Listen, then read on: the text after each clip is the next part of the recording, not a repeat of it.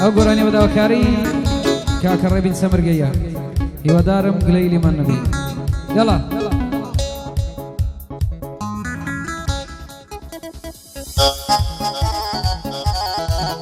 ئەو ئاوازهایی خۆمە زۆر لە مێژە گوتیتم تازە ڕێبین بەفکری هینامەوە مەمنونم گوڵم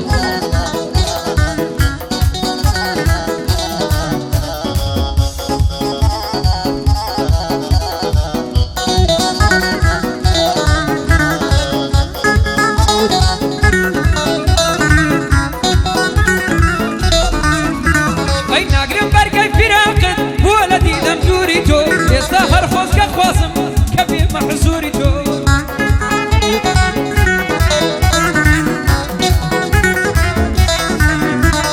دواي قلبي حزينم ولدي لم نوري تو هرتو هتواني جانم وتوانم نوري تو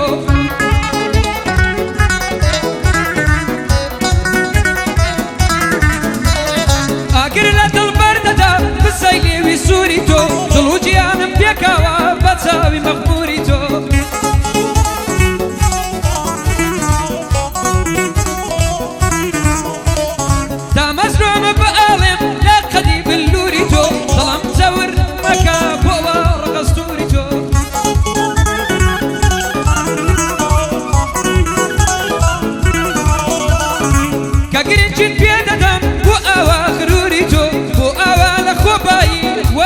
كبوريتو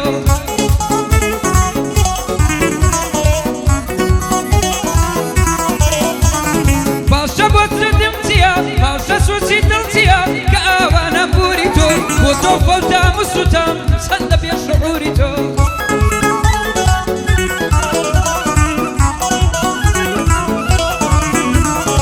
قعدي وسط امانتا او شوات ما قعديتو بداوا كاري ريبي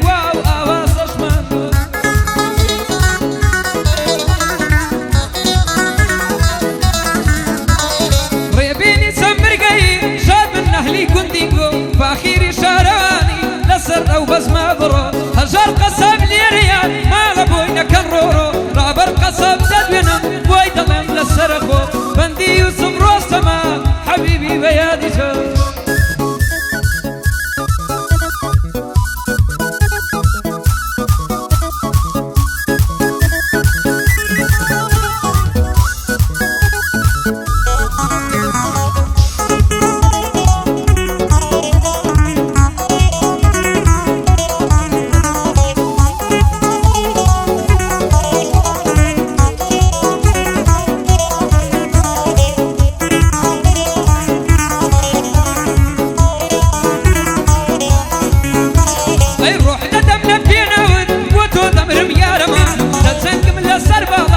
شعار مكونة تمام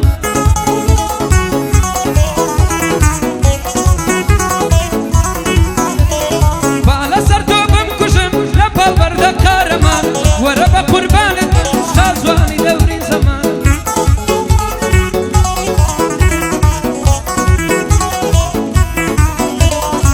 عيكاو كاقايسان خوشا نعود وصاصو كمان اقل روشين ايدينم نضب تمك كوي كمان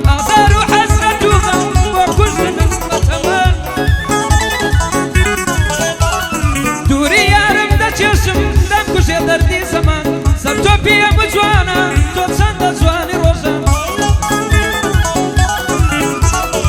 دسمزي جواني يارم همو روجي سي شمان دستم ددم لممان بممان كم قمان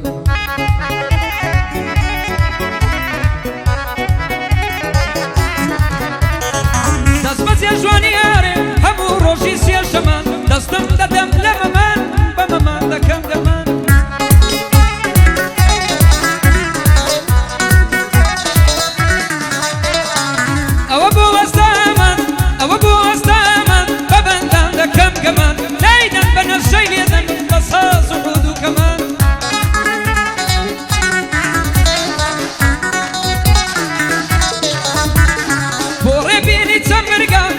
كلماني جان هيدي كوي ليريا وسكريا وأيوان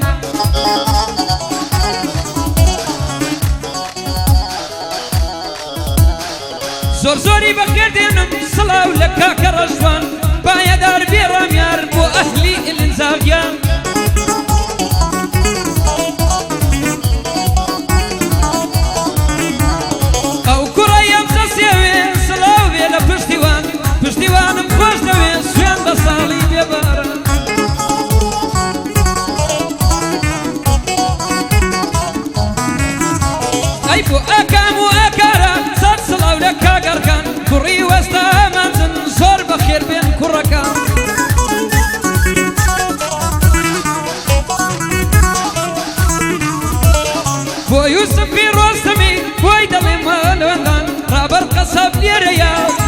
هەژار قەسابوان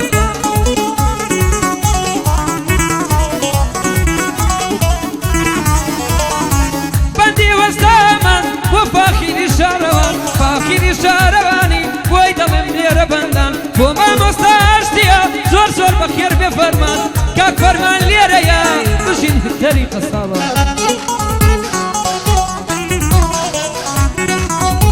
ولا شيء كرة عافيتها عافيتها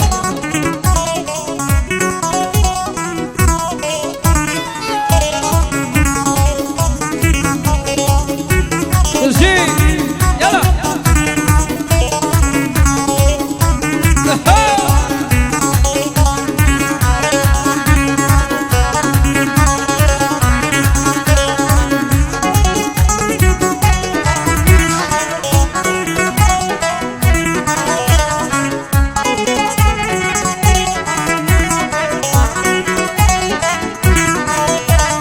چۆن وا لە بیرت کردم من چەندم کرد نەمتوانی پەشیمانم ڕۆژانێ بەلوت خوا دەمدوان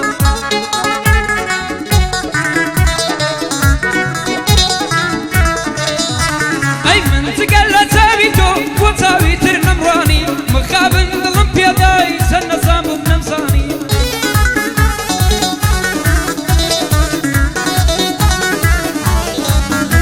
ئەی داوای دڵت کرد بەمە بۆ تۆ دەرم دەهانی لەو ساتەوە مورتەلام مەگەر چاوت هەڵانی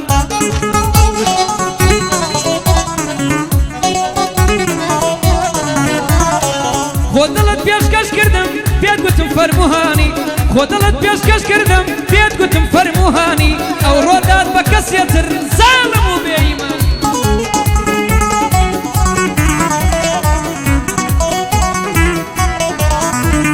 ئەهد و قەولت چینیات هیچم نەبینی کوانی لە ناکەوە زۆر پیسی ڕاستە بەرواڵە دوانی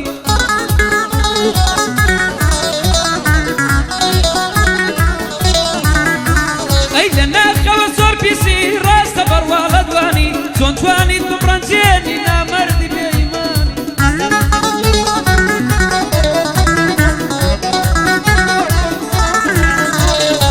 دۆستانە شەقدر وایە دەرچێشم پەشیمانی بۆ زەکەریا مەرزانی و بەڵێنی کاک فەرمان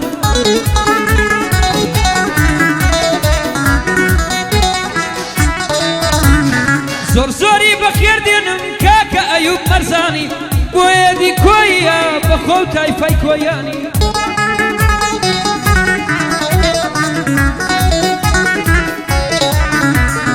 دەگرێبین پایەدار بێ بۆ کوڕەکە یەعنیمانی بۆ ڕێبین و مانیە بۆ دەڵێم بە گۆرانی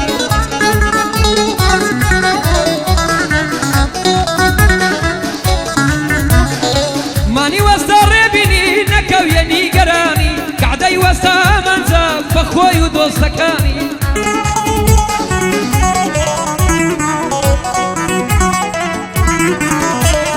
هەژار قەساب لێرەیە بۆ فاخیر شارەوانی ڕابەر قەساب لێرەیە یوسف لەگەڵ ڕەشوانی